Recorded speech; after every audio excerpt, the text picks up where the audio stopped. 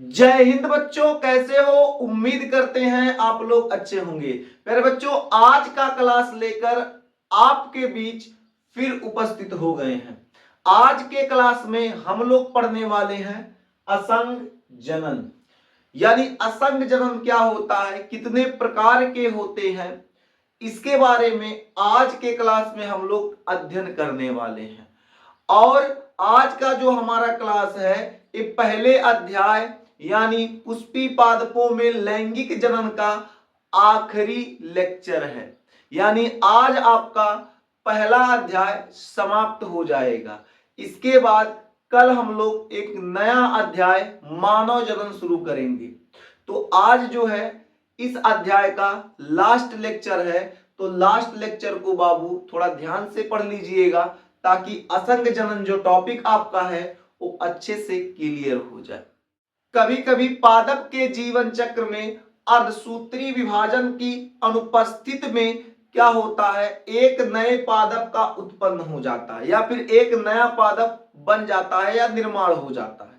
तो यही जो क्रिया है यानी अर्धसूत्री विभाजन की अनुपस्थिति में जो नए पादप का निर्माण हो रहा है, इसी क्रिया को हम लोग असंग जनन कहेंगे। आइए इसको नोट कर लेते हैं, फिर से उसके बाद आपको समझा देते हैं। ठीक है, पहले नोट कर लो।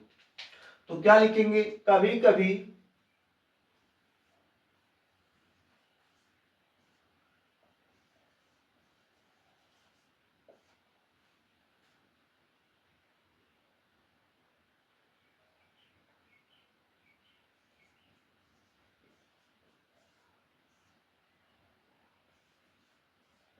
कभी कभी पादपों के जीवन काल में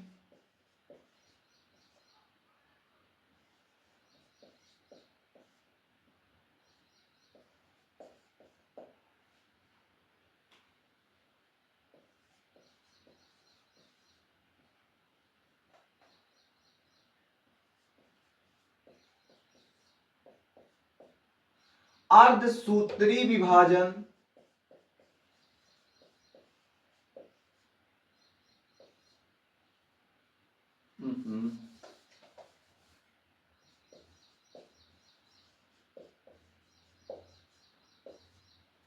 अर्धसूत्री विभाजन की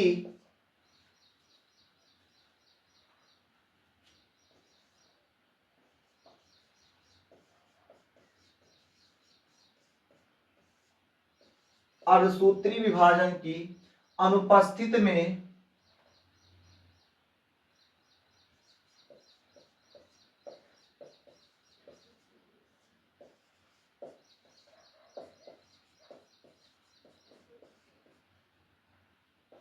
अर्धसूत्री विभाजन की अनुपस्थिति में नए पादप का निर्माण होता है।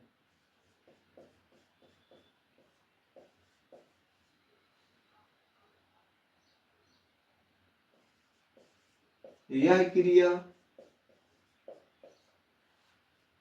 असंग जनन कहलाता है।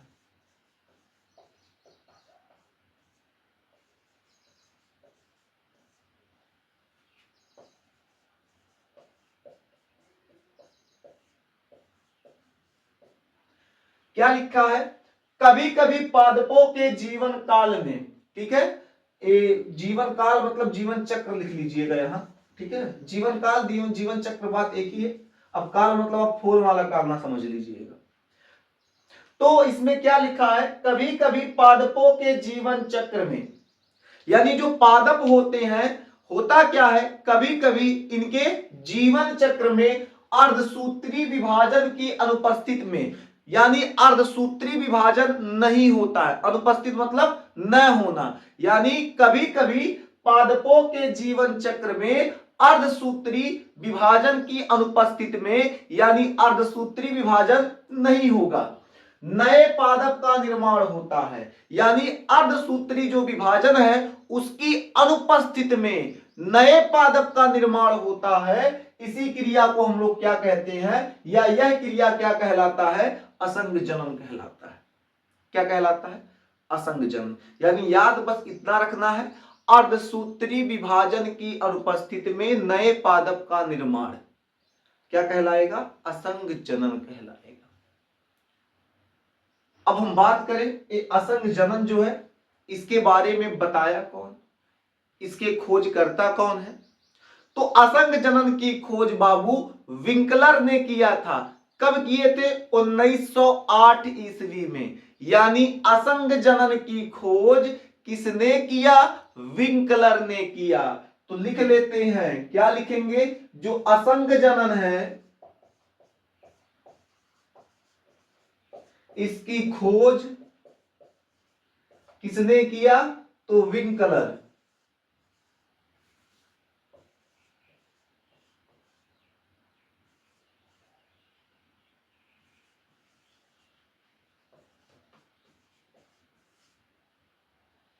ठीक है, तो असंग जनन की खोज किसने किया था?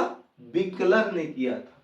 अब बात करें अगर असंग जनन की, तो ये जो असंग जनन होता है बाबू ये दो प्रकार के होते हैं। कितने प्रकार के? दो प्रकार के होते हैं। पहला हो जाएगा कायिक असंग जनन, दूसरा हो जाएगा अनिषेक बीजता। दूसरा क्या हो जाएगा? अनिषेक बीजता। तो असंग जनन कितने प्रकार के? दो प्रकार के। पहला हो जाएगा कायिक कायिक जनन, या कायिक असंग लिख लेते हैं, कायिक असंग जनन। कायिक असंग जनन, कायिक असंग जनन। दूसरा क्या हो जाएगा? अनिषेक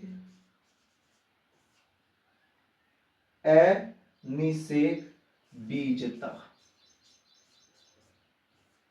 तो असंग जनन कितने प्रकार के? असंग जनन दो प्रकार के। कौन कौन? कायिक असंग जनन, दूसरा क्या हो जाएगा? अनिषेक बीजता। अब एक कायिक असंग जनन क्या होता है इसको समझ लेते हैं। तो आप लोग एक अच्छा सा नन्हा सा मुस्कुराते हुए हेडिंग कर लीजिए। क्या हेडिंग करेंगे? कायिक असंग जनन। हो गया हेडिंग? आइए साथ में नोट कर लीजिए। लिखिए, इस प्रकार के जनन में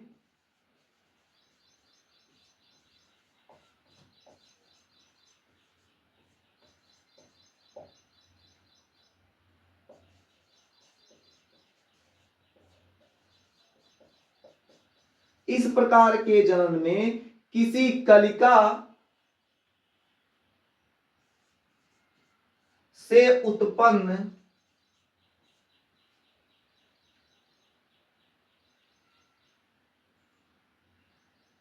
किसी कलिका से जो पत्ती तथा तना उत्पन्न होते हैं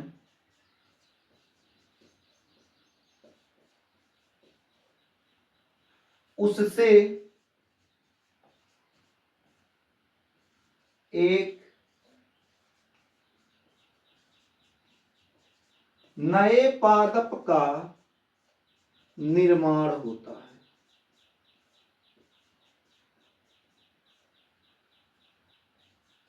और यही क्रिया क्या कहलाएगी? कायिक असंग जनन। क्या लिखा गया है? इस प्रकार के जनन में किसी कलिका से जो पत्ती या लिख लो तना, पत्ती या तना उत्पन्न होता है। मतलब आपका जो पहला प्रकार है कायिक असंग जनन, इसमें बताया गया है इस प्रकार के जनन में किसी कलिका से जो पत्ती या तना उत्पन्न होता है। यानी कायिक असंग जनन क्या कह रहा है? जो ए जनन का प्रकार है इसमें जब किसी कलिका का क्या होता है? निर्माण होता है, कोई कलिका उत्पन्न होती है, तो उस कलिका में से क्या होगा? कुछ पत्तियां या तना उत्पन्न होगा। अब उस तने या पत्ती से जब एक नया पादप बन जाएगा, एक नया पौधा बन जाएगा, इसी क्रिया को हम लोग क्या कहते हैं बाबू? कायिक असंग जनन। जैसे हम लोग आपको यहां बताएं, क्या लिखा? इस प्रकार के जनन में किसी कलिका से, बाय द वे मान लीजिए एक कोई कलिका है, अब इस कलिका से पत्ती या तना का निर्माण होगा। चाहे पत्ती का निर्माण हो जाए या फिर कोई तना का निर्माण हो जाए, ये तना हो जाएगा। अब इस पत्ती से या इस तने से अगर नया पादप निर्माण हो जाएगा या नया पौधा कह लो चाहे पादप कह लो, नया पादप या नया पौधा निर्माण हो जाएगा, इसी क्रिया को हम लोग क्या कहेंगे, कायिक असंग जनन। क्योंकि यहां साफ साफ लिखा गया है, इस प्रकार के जनन में किसी कलिका से पत्ती या तना उत्पन्न होता है, उससे एक नया पादप का निर्माण होगा, वही क्या कहलाएगा, कायिक असंग जनन। अब उदाहरण के तौर पे क्या हो जाएगा भाई, ऐसा कौन सा पादप हो सकता है, तो हो जाएगा आलू। क्या हो जाएगा, आलू। इसके अलावा, आलू के अलावा गन्ना, ऐसे कई होते हैं, बस 2 एग्जाम्पल काफी है, आदि लगा लीजिए। ठीक है, बात करें ये जो कायिक असंग जनन है, इसमें एक बात और याद रखिएगा, ध्यान में आ गया तो बता दे रहे हैं। कायिक असंग जनन क्या होता है, इसमें बाबू इस क्रिया में बीज का निर्माण नहीं होता है। बताओ, आलू में कहीं बीज का निर्माण होगा, नहीं होगा, गन्ने में होगा, नहीं होगा। यानी कहने का मतलब है जो एक कायिक असंग जनन है मेरे देश के नौजवान, इसमें बीज का निर्माण नहीं होता है। इस बात को याद रखिएगा। आइए यहीं लिख देते हैं, पॉइंट नोट कर लीजिएगा। क्या नोट करेंगे, इस क्रिया में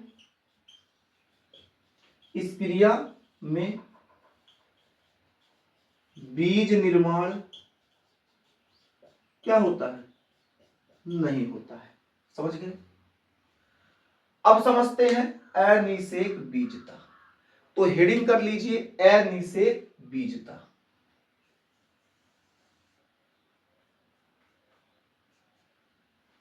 हो गया हेडिंग।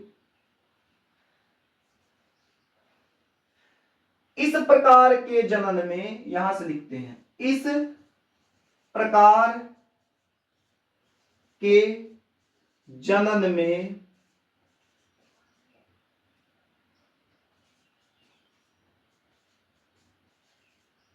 लैंगिक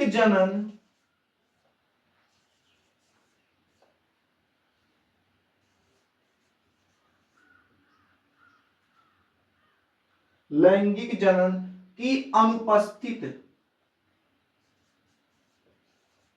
लैंगिक जनन की अनुपस्थित में,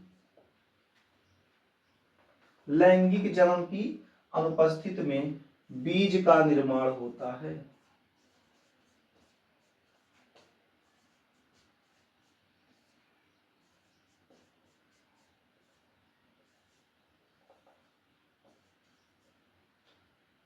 इस प्रकार के जनन में लैंगिक जनन की अनुपस्थिति में बीज का निर्माण होता है।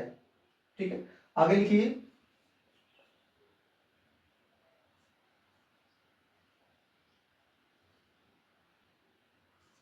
परंतु बीज बनने की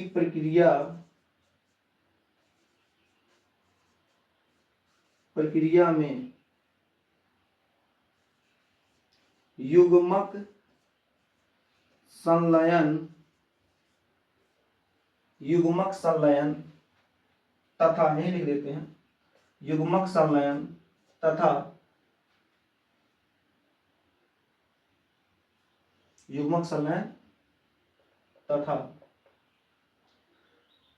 अर्धसूत्री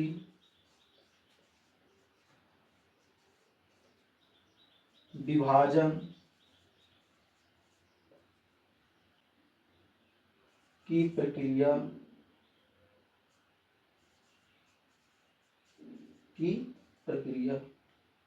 नहीं होती।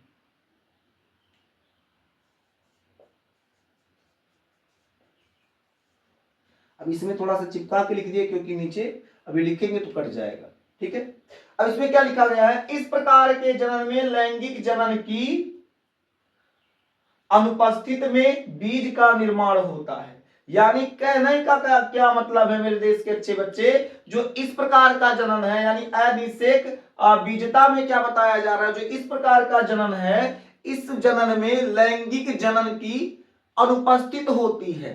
किसकी अनुपस्थित होती है? लैंगिक जनन की अनुपस्थित होती है। और लैंगिक जनन की अनुपस्थित में बीज का निर्माण हो जाता है। और जब बीज का निर्माण होता है, आगे क्या कह रहा है, परंतु बीज बनने की क्रिया में युग्मक संलयन और अर्धसूत्री विभाजन की प्रक्रिया नहीं होती। मतलब इसमें जब बीज बनेगा तो उस समय इसमें युग्मक संलयन और अर्धसूत्री विभाजन की प्रक्रिया नहीं होगी। युग्मक संलयन और अर्धसूत्री विभाजन की प्रक्रिया नहीं होगी। अब इसमें उदाहरण के तौर पर लिख लीजिएगा, इसका उदाहरण हमें ऊपर लिख देते हैं।